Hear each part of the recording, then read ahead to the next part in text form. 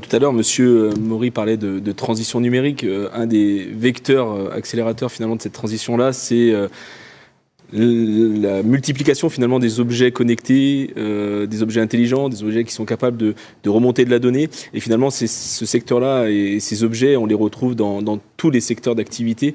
Et l'objectif de cette formation, c'est effectivement d'être capable de former des ingénieurs qui ont la capacité de concevoir, d'intégrer, voire d'industrialiser ces systèmes embarqués.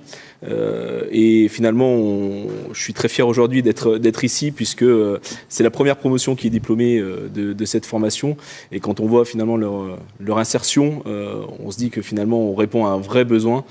Et tout à l'heure, M. Maury parlait de gros mots comme l'intelligence artificielle, comme l'interconnectivité, etc. Mais finalement, c'est des projets sur lesquels nos étudiants sont amenés à intervenir. Alors justement, vous parlez de votre fierté. Quelles sont les poursuites d'études que deviennent vos diplômés ?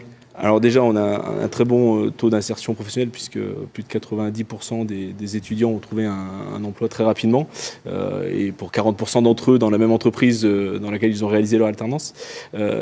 Et finalement, ils sont sur des postes d'architecte système, sur des postes de responsable produit, d'ingénieur R&D, de chef de projet de développement.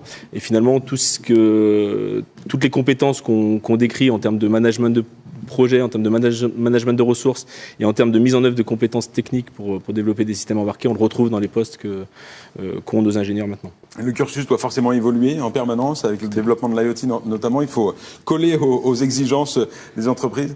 Tout à fait. Alors effectivement, typiquement l'intelligence artificielle, les nouveaux systèmes de communication, mais aussi la capacité à développer des nouvelles approches de développement, d'ingénierie système, sont autant d'évolutions qu'on retrouve dans notre formation.